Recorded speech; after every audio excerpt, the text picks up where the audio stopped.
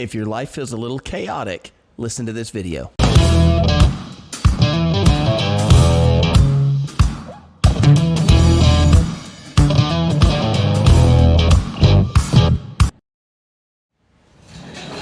Hey everybody, and welcome to The Whole Truth, where I am taking you through the entire Bible from Genesis all the way to Revelation, and we are not skipping anything. So if that sounds good to you, make sure to reach down and hit the little subscribe button below. But more importantly, you've got to open up your Bible to Numbers chapter 2. I truly believe that the Bible has answers for our lives, but you got to get into it. You got to read it. And today is one of those chapters that gets totally overlooked because it feels clunky and it feels repetitive. And I'm self-admitting those things. I love the Bible. And when I read that, the first impression is, man, this is a lot to read. But if you'll pay attention, there is a gold nugget buried right inside of here. I'm just going to jump right in and start reading. I hope you'll stick with me. It's a lot of verses. I'm going to try to read the whole chapter because that's what's going to make sense to the whole. So, all right, read this with me. This is Numbers chapter 2, and then we'll get into what it all means.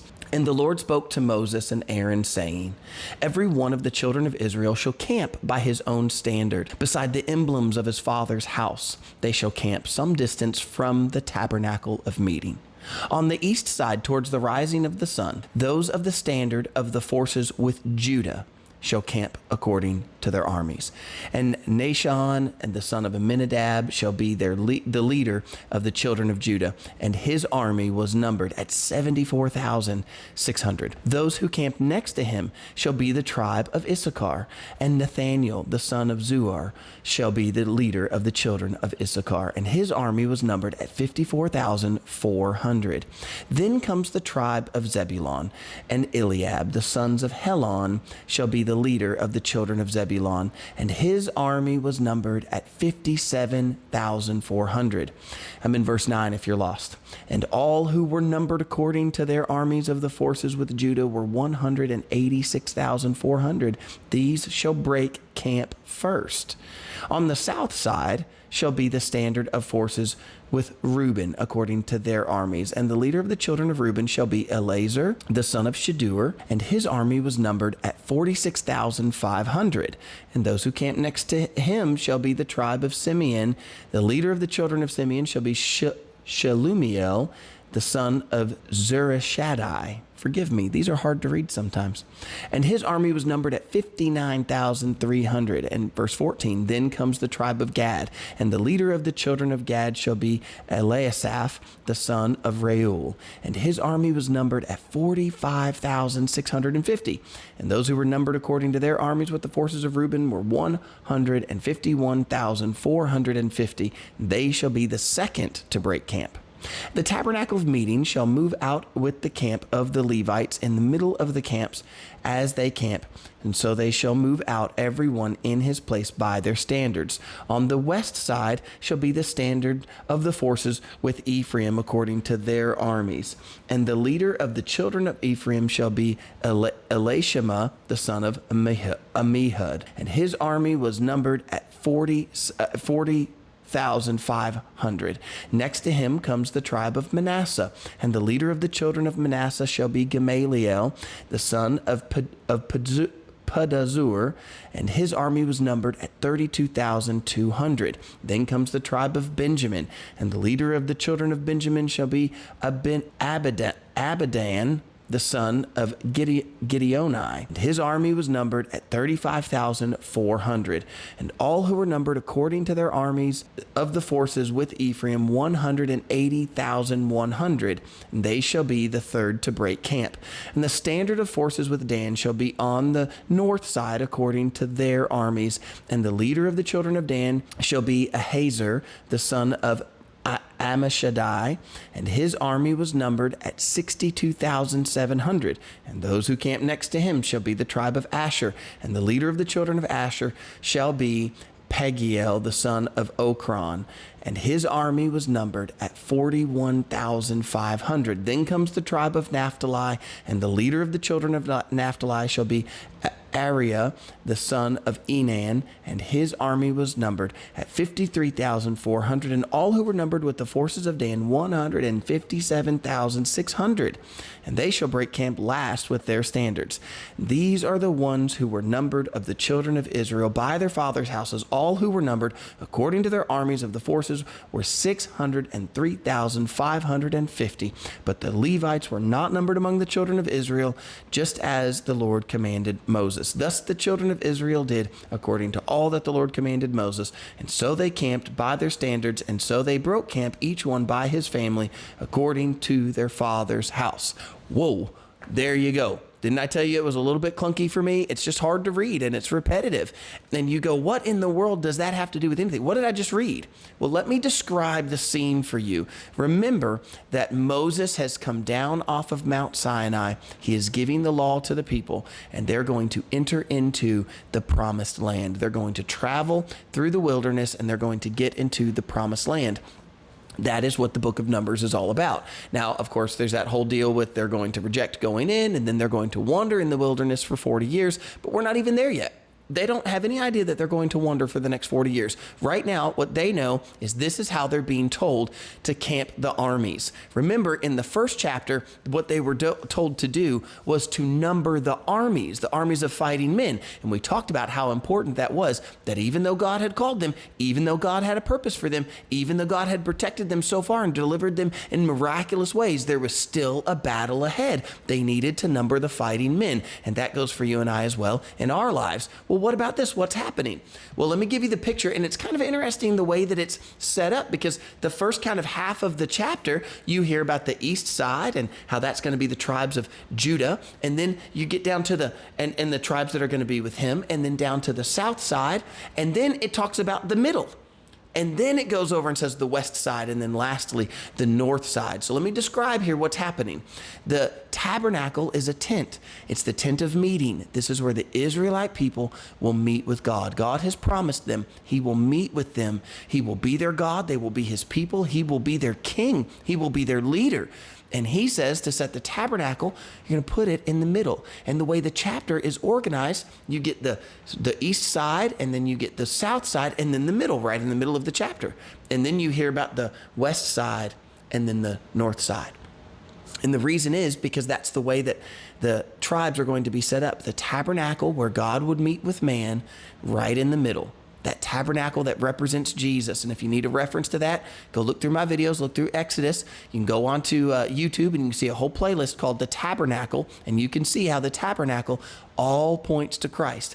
So that tabernacle where God will meet with man is in the center. And on the east and on the south and on the west and on the north, there are going to be 3 tribes, 12 tribes of Israel, 3 on the east. 12 tribes of Israel. The next, I didn't mean to hit my mic. Sorry for whatever that sounded like. And then on the south side, you're going to have 3 more tribes. And then on the west side, 3 more tribes. And then on the north side, 3 more tribes. 12 tribes of Israel. And they're going to surround the tabernacle. Isn't that interesting? Notice the order that God brought here. This is not going to be a chaotic thing. They have 600,000 men. They're getting ready to go into battle in the promised land that God's promised them, but they've got to fight for that. They've got to work for that. So they're going to go into battle into the promised land.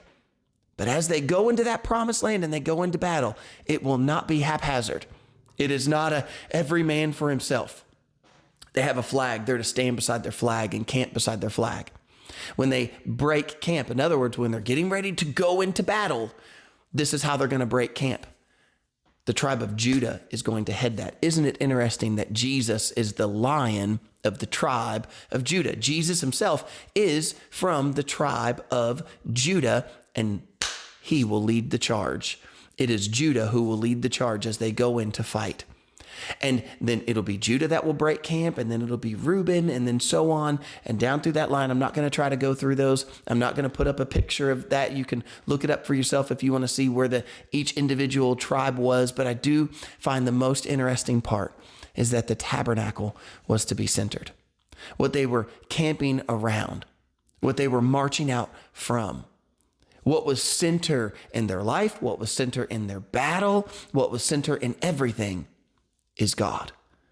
The tabernacle, where they would meet with God. Now, friends, let this sink in. If you need order in your life, if your life has been chaotic, if you need things to be in order, it starts with God at the center. Now, that's not to say everything's going to be perfect. Everything was not perfect for Israel throughout their history. You can see all through the Bible that Israel had their issues. But when God was at the center, when God was their focus, things were always much better. Things were always in a better order when God was at the center. And that's what you need in your life. That's what I need in my life. This is the application for you and I. If we need order and if we want order in our lives, we've got to put God at the center. And notice that they've already had the instructions for how to build the tabernacle and how to meet with God and all of those sacrifices. And now they're told, here's how to get things in order. So when you go into the battle, you're ready. You say, what's the point? Hold up. Did you put that in relation to my life and to your life? It is not that you get things in order to get to God. Did you catch that? You don't have to get your life in order for you to get to God. That's not how he wants you to do it. It's the other way around. Center your life with God, and then he puts things in order. He begins to straighten things out. The things that you used to do, you no longer want to do. He begins to clean you from the inside out, from the center out. If you need order, if you need repentance, if you need cleansing, if you need healing, it starts by getting God first, God centered. And then he puts things in order, not the other way around. Even just the other day, I was talking with a young man about being saved. I was witnessing to him, sharing the gospel with him, telling him about Jesus. And the first thing that he said to me was this: I've got some things in my life I got to get in order before I can go and get baptized, before I can go and ask Jesus to save me. I can't be a part of all this until I get some other things in my life straightened out. And I tried to plead with him and tell him that is not the way the Bible presents itself. The Bible presents that you come to God, put him first, put him center, and then he cleans things up. Think about the 12 disciples. Remember, these are the 12 tribes we're talking about in the book of Numbers, but in the New Testament, there's 12 disciples. And each of those disciples was called right where they are. They were called from fishing or from the tax house, or the ones who were fighting, the zealots who were fighting against the Roman government. All of them were called from wherever they were, right where they were, to come follow Jesus. And then he totally turned their worlds upside down in a good way and put their lives in order with God first. And if you want to put God first in your life, it's not by getting your life in order. Nope. If you need order, you put God first.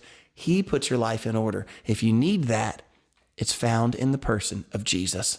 That's the tabernacle.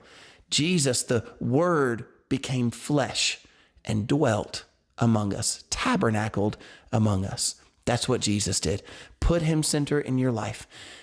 Put all your faith in Jesus and Jesus only. You say, Justin, I'm not certain how this is all going to go. I'm telling you, we live by faith. Put your faith in Jesus. Put him center, and he'll put the rest in order. I hope you guys enjoyed today's video. I hope that you'll come back tomorrow as we get into Numbers chapter 3 and go all the way through. We're going to go all the way through the entire Bible. I'll see you guys then.